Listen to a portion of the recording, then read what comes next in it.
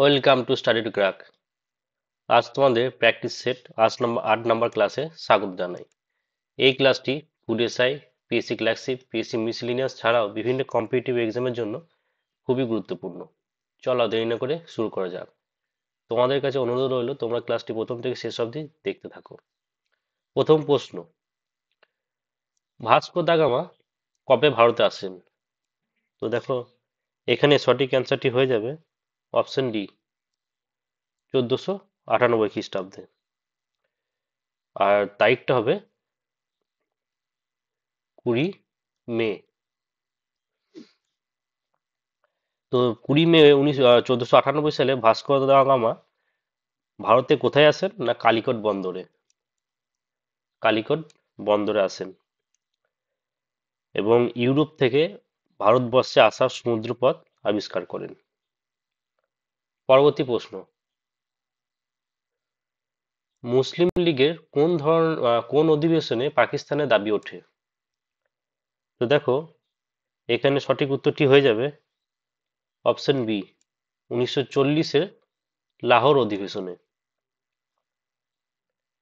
এবং তোমরা মনে রেখো, এই 1940 খ্রিস্টাব্দে 20 মার্চ লাহোরে মুসলিম লীগের বার্ষিক অধিবেশনে যে প্রস্তাবটি গৃহীত হয় তা লাহোর প্রস্তাব নামে স্বীকৃত। এবং প্রস্তাবটি উত্থাপন করেন তৎকালীন বাংলার প্রধান মন্ত্রী আবুল কাসেম ফজলুল হক। এবং আমরা মুসলিম লীগ সম্বন্ধে জেনে নিই। মুসলিম লীগ আহ, প্রতিষ্ঠিত হয় 1906 খ্রিস্টাব্দে। এবং কারা প্রতিষ্ঠা করে না, এটি প্রতিষ্ঠা করেছিলেন আগা খান, ঢাকার নবাব সলিমুল্লাহ এবং নবাব মহসিন উল মুলুকের নেতৃত্বে এটি প্রতিষ্ঠিত হয়েছিল। এবং মোহাম্মদ আলী জিন্নাহ 1913 সালে এই মুসলিম লীগে যোগদান করেন।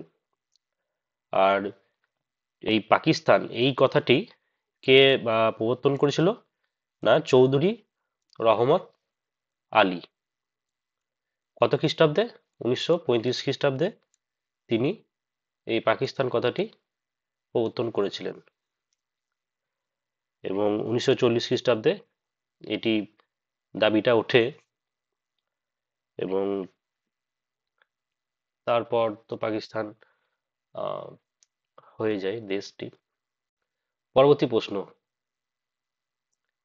এ প্যাসেজ টু ইংল্যান্ড গ্রন্থটি রচয়িতা হলেন ড্যাশ। তো দেখো, এখানে সঠিক উত্তরটি হয়ে যাবে option D, Nirad C Chaudhuri, অর্থাৎ অপশন ডি। নেক্সট, কোন মামলায় সুপ্রিম কোর্ট রায় দেয় যে প্রস্তাবনা হলো ভারতীয় সংবিধানের একটি অংশ? তো এটা তোমরা সকলেই জানো, এটা বারবার প্রশ্নটা পড়িয়েছি তোমাদেরকে। এটির সঠিক উত্তর হয়ে যাবে অপশন বি, কেশবানন্দ ভারতী মামলা। এই মামলায় সুপ্রিম কোর্টে সংবিধানের প্রস্তাবনার গুরুত্ব ও তাৎপর্যের কথা বলেছেন। এবং সংবিধানের মূল কাঠামো 368 ধারার মাধ্যমে সংশোধন করা যাবে না বলে বলা হয়। পরবর্তী প্রশ্ন, কোথায় ইন্টারন্যাশনাল কাইট ফেস্টিভ্যাল 2023 শুরু হলো? তো দেখো, এখানে সঠিক উত্তরটি হয়ে যাবে অপশন সি, আহমেদাবাদ। এবং দেখো, হায়দ্রাবাদ এটি মুসি নদীর তীরে অবস্থিত।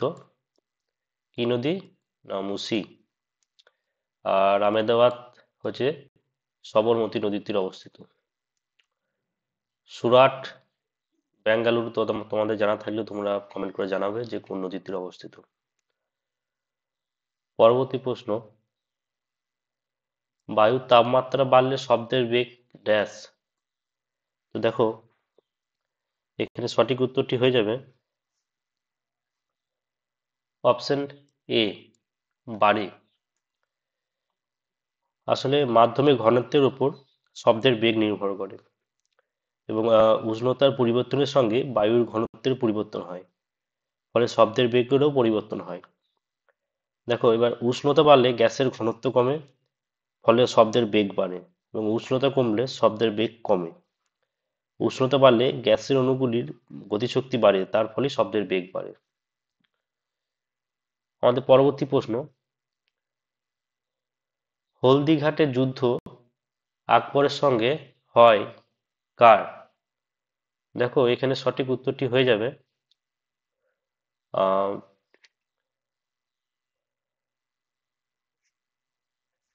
অপশন এ, রাণা প্রতাপ সিংহ। আগের দিনই তোমাদেরকে বলেছিলাম এটা হলদিঘাটের যুদ্ধ। দেখো শেষ শাহ সম্বন্ধে আগের দিনই আলোচনা করেছিলাম। এই হলদিঘাটের যুদ্ধ কত খ্রিস্টাব্দে হয়? এটি হয় 1576 খ্রিস্টাব্দে। এটা খুব ইম্পর্টেন্ট, এটা বারবার পরীক্ষায় আসে। এবং তোমরা মনে রেখো এই যুদ্ধটি মাত্র 4 ঘন্টা ধরে চলেছিল। আর এই মহারাণা প্রতাপ, মানে এই রাণা প্রতাপ বা মহারাণা প্রতাপ সিংহ কোথাকার রাজা ছিলেন? না মেবারের রাজা ছিলেন। পরবর্তী প্রশ্ন, ব্রিটিশ শাসকরা কাকে ভারতের বিক্ষোভকারী নেতা বলে অভিহিত করত? তো দেখো এখানে সঠিক উত্তরটি হয়ে যাবে অপশন সি, বাল গঙ্গাধর তিলক। বাল গঙ্গাধর তিলক, আহ, গোপাল কৃষ্ণ গোখলে, এম কে মানে গান্ধীজি, সুভাষচন্দ্র, সবার সম্বন্ধে ডিটেলসে আলোচনা আগেকার ভিডিওগুলোতে আছে, তোমরা দেখতে থাকো, মানে দেখতে পারো ওখানে। এই গোপাল কৃষ্ণ গোখলে হলেন এই মানে গান্ধীজির রাজনৈতিক গুরু। এবং এই তিলক, মানে বাল গঙ্গাধর তিলক, ইনি ছত্রপতি উৎসব, ছত্রপতি শিবাজি মহোৎসব, গণপতি উৎসব ইনি চালু করেছিলেন। এবং ইনি হোম রুল আন্দোলনে আহ, অংশগ্রহণ করেছেন। মারাঠা কেশরী পত্রিকা ইনি আহ, মানে লিখেছিলেন। আর দেখো সুভাষচন্দ্র বোস, উম, এনার সম্বন্ধে যেটা খুব ইম্পর্টেন্ট সেটা মনে রাখবে, যিনি কংগ্রেসের প্রেসিডেন্ট হয়েছিলেন কোন অধিবেশনে? না হরিপুরা অধিবেশনে। কত খ্রিস্টাব্দে? না 1938 খ্রিস্টাব্দে। এবং তার পরবর্তী মানে ত্রিপুরা সিজনে উনি রিজাইন দিয়ে দেন, এবং তারপরে তিনি ফরওয়ার্ড ব্লক গঠন করেছিলেন। তার পরবর্তী তোমরা সকলেই জানো। নেক্সট, গোলকনাথ মামলার রায়কে বাতিল করার জন্য ভারতীয় পার্লামেন্ট কোন সংবিধান সংশোধনী আইন প্রণয়ন করে? তো দেখো এখানে সঠিক উত্তরটি হয়ে যাবে অপশন বি, 24th অ্যামেন্ডমেন্ট 1971 খ্রিস্টাব্দে যেটি হয়েছিল। এবং তখন ভারতের প্রধানমন্ত্রী কে ছিলেন? না ইন্দিরা গান্ধী। দেখো 42তম সংশোধনী, একে বলা হয় ক্ষুদ্র সংস্করণ, সরি মানে মিনি কনস্টিটিউশন বলা হয় এই 42তম সংশোধনকে। মানে মেজর চেঞ্জ করা হয়েছিল এই 42তম সংশোধনে। আর 44তম অ্যামেন্ডমেন্টে তোমরা মনে রেখো এখানে সম্পত্তির অধিকার, যেটি আমাদের ফান্ডামেন্টাল রাইটে ছিল, সেখান থেকে তুলে দিয়ে এটা লিগ্যাল রাইটে দেওয়া হয়েছে। নেক্সট, পল্লী সমাজ এর লেখক হলেন কে? তো দেখো এখানে সঠিক উত্তরটি হয়ে যাবে অপশন সি, শরৎচন্দ্র চট্টোপাধ্যায়। এবং শরৎচন্দ্র চট্টোপাধ্যায় যেগুলো খুব ইম্পর্টেন্ট বইয়ের নাম আগেও বলেছি, পথের দাবি, শ্রীকান্ত, চরিত্রহীন ইত্যাদি। এবং বিভূতিভূষণ বন্দ্যোপাধ্যায় তোমরা সকলেই জানো, পথের পাঁচালী যেটা খুব নামকরা। বঙ্কিমচন্দ্র চট্টোপাধ্যায়ের যেটি বারবার পরীক্ষায় আসে সেটি হচ্ছে আনন্দমঠ উপন্যাস, যেখান থেকে আমাদের বন্দে মাতরম ইয়েটি নেওয়া হয়েছে। এবং রবীন্দ্রনাথ ঠাকুর তোমরা সকলেই জানো, গোরা, কাবুলিওয়ালা ইত্যাদি, এগুলি এর খুব গুরুত্বপূর্ণ সৃষ্টি। নেক্সট, সাম্প্রতিককালে ভারতের কোন ক্ষেত্রে কর্মসংস্থানে বৃদ্ধির হার সর্বাধিক? তো দেখো, এখানে সঠিক উত্তরটি হয়ে যাবে অপশন সি, সেবা। আমাদের পরবর্তী প্রশ্ন, কোন প্রতিষ্ঠান সম্প্রতি advanced towed artillery gun system ATAGS design করেছে? তো দেখো, এটি সঠিক অ্যান্সার হয়ে যাবে অপশন সি, ডিআরডিও। তো এই ডিআরডিওর প্রতিষ্ঠা কত খ্রিস্টাব্দে হয়েছিল? না, 1958 খ্রিস্টাব্দে। এবং ডিআরডিওর ফুল ফর্ম কি? না, defence research and development organisation. এবং এটির হেডকোয়ার্টার কোথায় আছে? না, নিউ দিল্লিতে এর হেডকোয়ার্টার আছে। তারপর দেখো, ইসরো। ইসরো তৈরি হয়েছে কখন? না, 1969 খ্রিস্টাব্দে, 15 আগস্ট। এবং এটি হেডকোয়ার্টার কোথায় আছে? না, এটি আছে হেডকোয়ার্টার ব্যাঙ্গালোরে।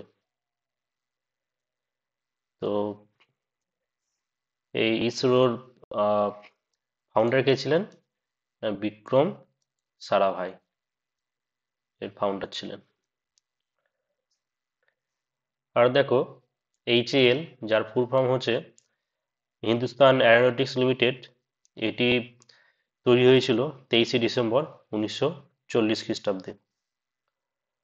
আর এটা একটা পাবলিক সেক্টর কোম্পানি ছিল, যাই হোক।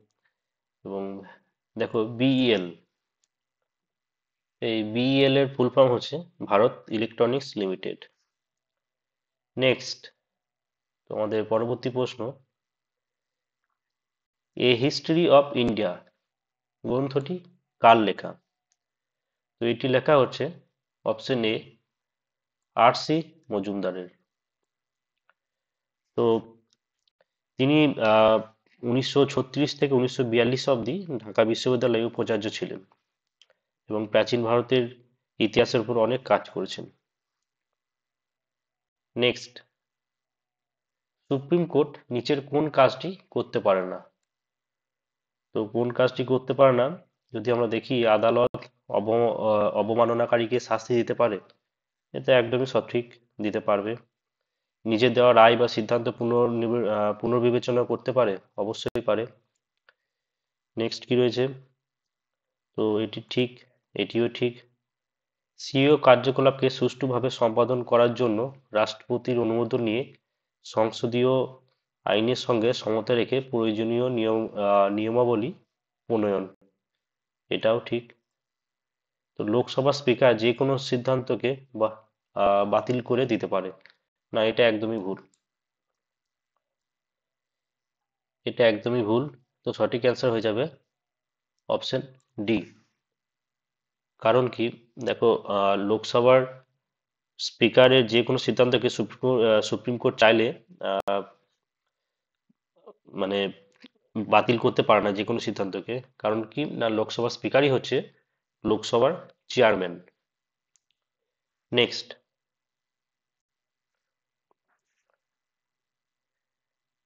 গান্ধীজি রচিত বইটির নাম কি? তো এটা তোমরা সকলেই জানো, এটি সঠিক উত্তর হয়ে যাবে অপশন এ,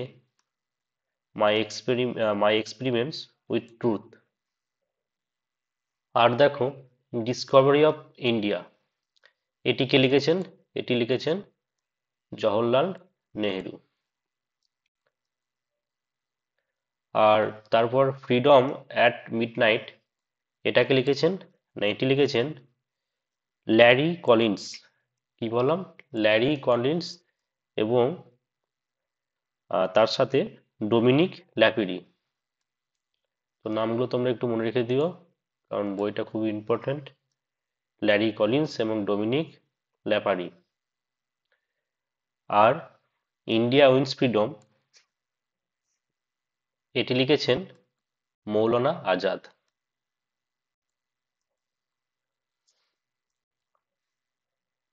এবং যদি বলা হয় যে গান্ধীজির লেখা প্রথম বইটির নাম কি, সেক্ষেত্রে সঠিক অ্যান্সার হবে হিন্দ স্বরাজ। কত খ্রিস্টাব্দে লিখেছিলেন এটি? 1909 খ্রিস্টাব্দে। নেক্সট, বৈদিক যুগে কোনটি সাধারণ মানুষের প্রতিনিধিত্বমূলক প্রতিষ্ঠান ছিল? তো দেখো, এক্ষেত্রে সঠিক উত্তরটি হয়ে যাবে অপশন ডি, সমিতি। তোমরা মনে রেখো, বৈদিক যুগে দুটি পরিষদ ছিল, একটা ছিল সভা ও আরেকটি ছিল সমিতি। তো সভা ছিল বয়োজ্যেষ্ঠ ও জ্ঞান বিদ্ধদের প্রতিষ্ঠান, এবং সমিতি ছিল, মানে সবার থেকে সমিতি ছিল অধিকতর প্রতিনিধিত্বমূলক প্রতিষ্ঠান। তো সমিতির অধিবেশনে গোষ্ঠী সকল স্বাধীন মানুষ, এমনকি নারীরাও সেখানে অংশগ্রহণ করতে পারত।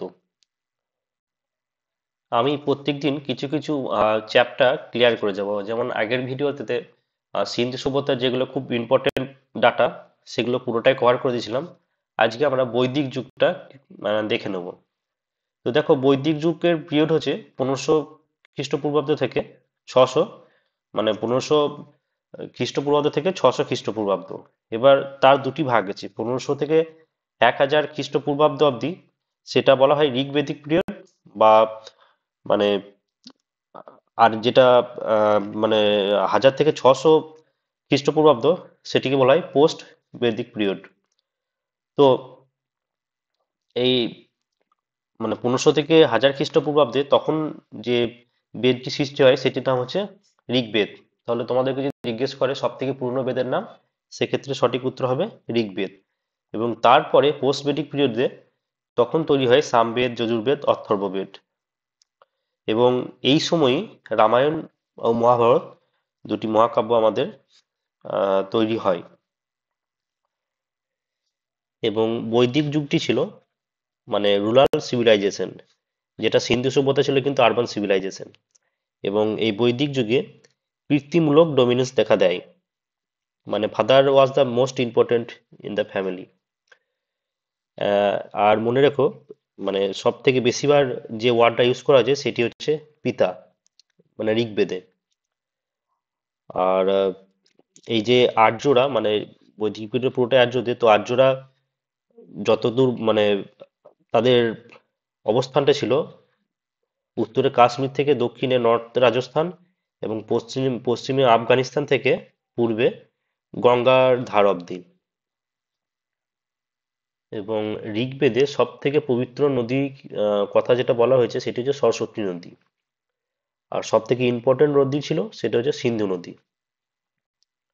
মানে গঙ্গা, যমুনা এদের এত গুরুত্ব ছিল না তখন। এবং ঋগ্বেদে যে গায়ত্রী মন্ত্র সৃষ্টি করেছিলেন মানে ঋষি বিশ্বামিত্র, তিনি এই গায়ত্রী মন্ত্র সাবিত্রীকে সমর্পিত করে লিখেছিলেন, কিন্তু আমরা এটাকে এখন সূর্যদেবকে স্মরণ করে বলি। আর সামবেদ, এটি ছিল, তোমরা সকলেই জানো যে এটা মিউজিক নিয়ে তৈরি। মানে সামবেদে ইন্ডিয়ান মিউজিকের কথা বলা হয়েছে। এবং যজুর্বেদে মানে যজ্ঞের কথা বলা হয়েছে, যে কিভাবে কি যজ্ঞ করবে, নিয়ম কানুন এগুলো।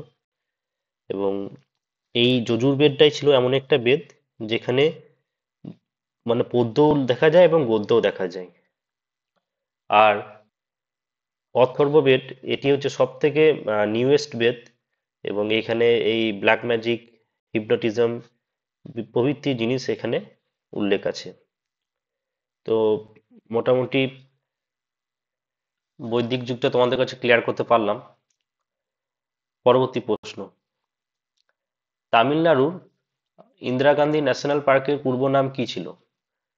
তো দেখো, এখানে সঠিক উত্তরটি হয়ে যাবে option B, Annamalai national park. এবং তাছাড়াও আহ, তামিলনাড়ুর বিভিন্ন পার্কগুলির নাম, ন্যাশনাল পার্কগুলির নাম হচ্ছে যেমন গল্ফ অফ মানার, ইন্দিরা গান্ধী তো রয়েছে, আর মুদুমালাই ইত্যাদি। নেক্সট, কোন কোম্পানির ম্যানেজিং ডিরেক্টর পদ থেকে পদত্যাগ করলেন আর এস সোধি? তো এটি সঠিক অ্যান্সার হয়ে যাবে অপশন এ, আমুল। নেক্সট,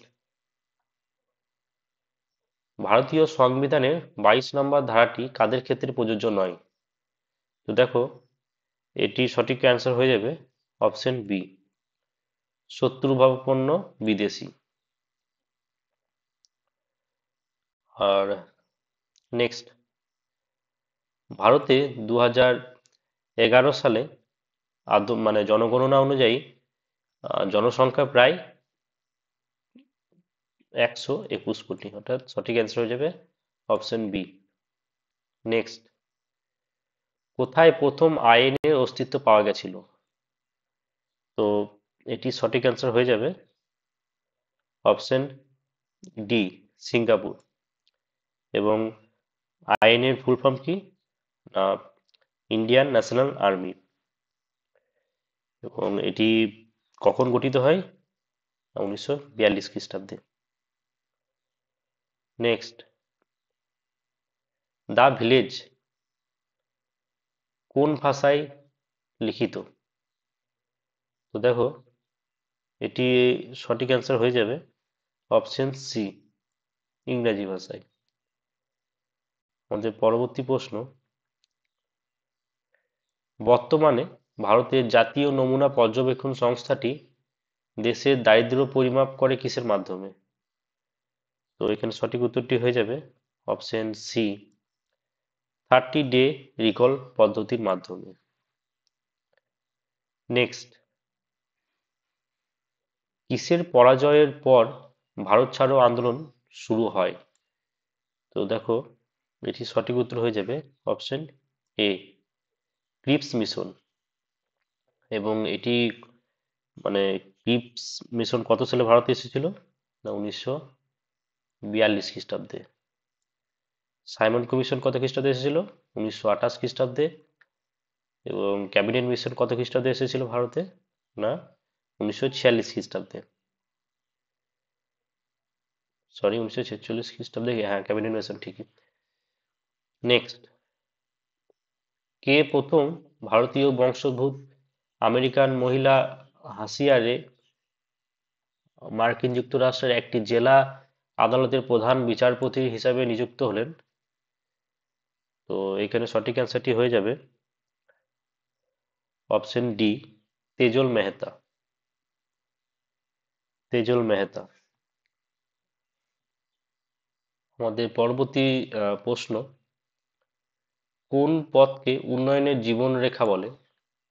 তো সঠিক অ্যান্সার হয়ে যাবে অপশন বি, সড়ক পথকে।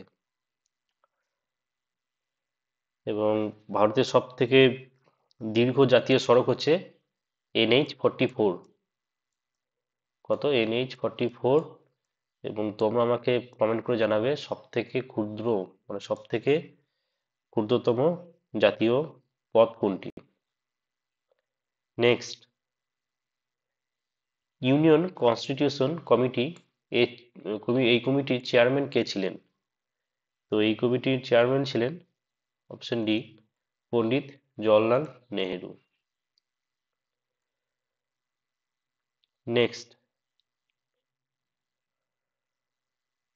অর্থশাস্ত্রের রচয়িতা হলেন কে? তো এটি সঠিক অ্যান্সার হয়ে যাবে অপশন এ, চাণক্য। এবং কালিদাসের লেখা কিছু ইম্পর্টেন্ট বইয়ের নাম কি? না, মেঘদূত, কুমার সম্ভব ইত্যাদি। নেক্সট, আপেক্ষিক তত্ত্ব প্রদান করেন কে? তো এটি প্রদান করেন অপশন সি, অ্যালবার্ট আইনস্টাইন।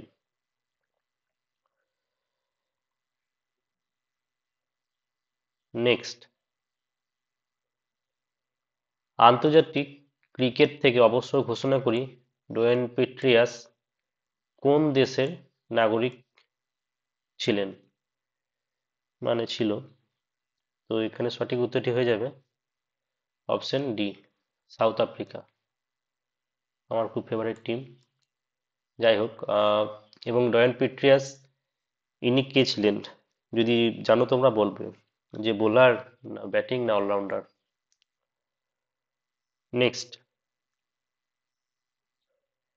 নিম্নলিখিত কোন বিপ্লবী কাকোই ষড়যন্ত্র মামলায় ফাঁসি হয়নি। তো দেখো এখানে সঠিক উত্তরটি হয়ে যাবে, আমরা দেখিনি যে কারা কারা ছিল, মানে কাদের কাদের ফাঁসি হয়েছিল। দেখো রামপ্রসাদ বিসমিল এর তো হয়েছিল, আশফাকুল্লাহ এর হয়েছিল, এবং মানমাতো গুপ্ত এনারও হয়েছিল, এবং মাত্র রাজেন্দ্র লাহিড়ী। তো এখানে সঠিক অ্যান্সার হয়ে যাবে অপশন বি। নেক্সট, ভারতের নীলগিরি কি ধরনের পাহাড়? তো এখানে সঠিক উত্তরটি হয়ে যাবে অপশন এ, ক্ষয়জাত পাহাড়। এবং স্তূপ পর্বত কি ভারতের মধ্যে? সাতপুরা। আর নেক্সট, শিল্পের রুগ্নতা বলতে কি বোঝানো হয়? তো দেখো শিল্পের রুগ্নতা বলতে একটি শিল্পের মোট সম্পদের 50% অবলুপ্ত হওয়াকে। ঠিক। অলাভজনক পরিস্থিতির জন্য শিল্প উৎপাদন একটানা 6 মাস বন্ধ থাকাকে। এটাও ঠিকই। ঋণগ্রস্ত শিল্পে দেউলিয়া হয়ে যাওয়ার পরিস্থিতিকে। এটাও ঠিকই। অর্থাৎ সঠিক অ্যান্সার হয়ে যাবে অপশন ডি, ওপরের সবগুলি। নেক্সট, সমুদ্রের গভীরতা নির্ণয়ের জন্য ব্যবহৃত যন্ত্রটি হলো কি? তো দেখো সোনার, তোমরা সকলেই জানো এটা একদমই ঠিক। অপশন দুয়ে যেটি আছে ফ্যাদোমিটার, এটাও ঠিক। দেখো ব্যারোমিটার, এটি হবে না। তোমরা সকলেই জানো এটি কে আবিষ্কার করেছেন, এটি করেছেন টরিসেলি। এবং এটি কি কাজে ব্যবহৃত হয়? না, এটি ব্যবহৃত হয় অ্যাটমসফিয়ারিক প্রেসার মাপার জন্য। তো সঠিক উত্তরটি হয়ে যাবে অপশন এ, 1 ও 2। নেক্সট, শামস ই সিরাজ রচিত গ্রন্থটি হলো ড্যাশ। তো দেখো এটি সঠিক অ্যান্সার হয়ে যাবে অপশন বি, তারিক ই ফিরোজ। তোমরা মনে রেখো এই গ্রন্থটি, মানে এই শামসি সিরাজ গ্রন্থটি হলো ফিরোজ শাহ তুগলকের ইতিহাস। নেক্সট, ঝর্ণা কলম আবিষ্কার করেন কে? তো দেখো এখানে সঠিক অ্যান্সার হয়ে যাবে option A, Louis E Waterman. কি না, লুইস ই ওয়াটারম্যান। অর্থাৎ সঠিক অ্যান্সার হবে option A. Next, vitamin D এর রাসায়নিক নাম কি? তো দেখো ভিটামিন ডি এর রাসায়নিক নাম হচ্ছে ক্যালসিফেরল। অর্থাৎ সঠিক অ্যান্সার হয়ে যাবে অপশন বি। অ্যাসকর্বিক অ্যাসিড, এটি কাকে সংকেত করা হয়? Vitamin C K. রেটিনল, এটি কাকে? Vitamin A K. টেকোফেরল, এটা তোমরা আমাকে কমেন্ট করে জানাবে যে এটি কোন ভিটামিনের রাসায়নিক নাম, টেকোফেরল। নেক্সট, দিল্লি বিমানবন্দরের নাম কি? তো দেখো এটি সঠিক অ্যান্সার হয়ে যাবে ইন্দিরা গান্ধী আন্তর্জাতিক বিমানবন্দর, অপশন ডি। নেক্সট,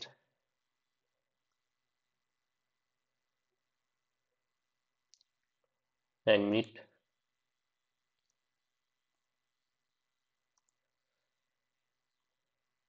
সময় টি এবং শব্দের বেগ ভি হলে সমুদ্রের গভীরতা ডি নির্ণয়ের ক্ষেত্রে নিচের মানে যে অপশনগুলো রয়েছে সেগুলোর মধ্যে কোনটি হবে?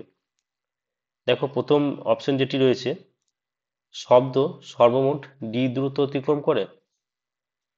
পরবর্তী অপশন আমরা দেখিনি, ডি সমান ভি টি বাই 2, একদম ঠিক।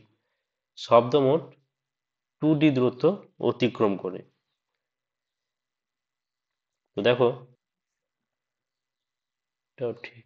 তো দেখো সঠিক অ্যান্সার হয়ে যাবে অপশন সি, 2 ও 3। নেক্সট, এ মিডসামার নাইটস ড্রিম এর রচয়িতা কে? তো এই রচয়িতা হলেন উইলিয়াম শেক্সপিয়ার, অর্থাৎ অপশন এ। নেক্সট, রাষ্ট্রপতি অবর্তমানে কত মাস উপরাষ্ট্রপতি রাষ্ট্রপতির পদে বহাল থাকতে পারেন? এটি দুবার টাইপিং আছে, যাই হোক। রাষ্ট্রপতি অবর্তমানে কত মাস উপরাষ্ট্রপতি রাষ্ট্রপতির পদে বহাল থাকতে পারেন? তো দেখো এখানে সঠিক অ্যান্সারটি হয়ে যাবে অপশন ডি, 6 মাস। এবং এটি কোথায় বলা হয়েছে না, পার্ট 5-এ 65 নম্বর আর্টিকেলে বলা হয়েছে। নেক্সট, সম্প্রতি অবসর ঘোষণা করি গ্যারেথ বেল কোন খেলার সঙ্গে যুক্ত? তো দেখো এখানে সঠিক অ্যান্সার হয়ে যাবে অপশন এ, ফুটবল। নেক্সট, ভারতের কোন শিল্পনীতিকে সর্বপ্রথম ভারী শিল্পের উপর অধিক গুরুত্ব আরোপ করা হয়েছিল? তো এখানে সঠিক উত্তরটি হয়ে যাবে অপশন বি, 1956 সালের শিল্পনীতি। নেক্সট, কোন দেশের সাথে প্রিনজেক্স 23 নামক যৌথ সামরিক মহড়ার আয়োজন করেছে? তো এটি সঠিক অ্যান্সার হয়ে যাবে অপশন এ, তোমরা নাম দেখেই বুঝতে পারছো। নেক্সট, 1760 খ্রিস্টাব্দে বিপ্লব কোনটি? তো দেখো এখানে সঠিক অ্যান্সারটি হয়ে যাবে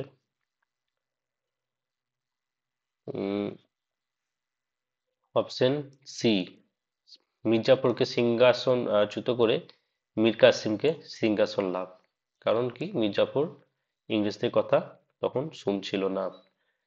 তার আগে 1757 খ্রিস্টাব্দে পলাশী যুদ্ধ হয়েছে এবং সেখানে তো সকলেই জানো সিরাজউদ্দৌলা পরাজয় লাভ করে এবং তারপর পাপেট হিসেবে মির্জাফরকে, মানে হাতের পুতুল হিসেবে মির্জাফরকে সিংহাসনে বসায় ইংরেজরা।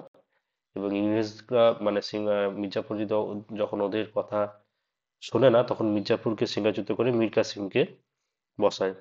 এরপরে আবার মীর কাসিমকে সরিয়ে আবার মির্জাফরকে বসিয়েছিল। যাই হোক, পরবর্তী প্রশ্ন, বিখ্যাত চিত্রশিল্পী মনসুর কোন শাসকের রাজসভায় ছিলেন? তো তিনি ছিলেন জাহাঙ্গীরের রাজসভায়। এবং জাহাঙ্গীর কে ছিলেন? জাহাঙ্গীর ছিলেন আকবরের পুত্র ও শাহজাহানের পিতা। নেক্সট, পুতুল নাচের ইতিকথা এর লেখক হলেন ড্যাশ।